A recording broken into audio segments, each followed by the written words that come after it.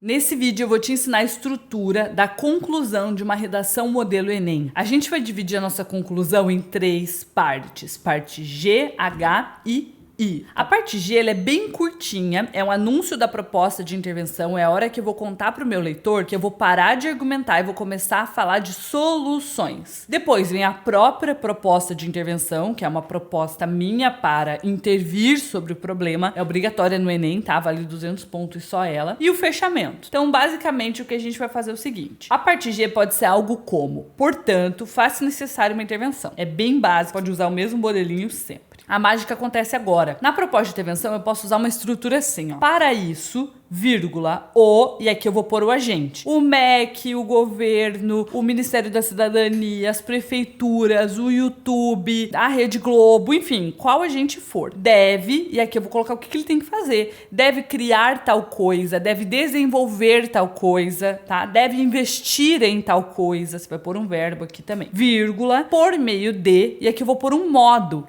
Qual que é o modo de fazer isso acontecer?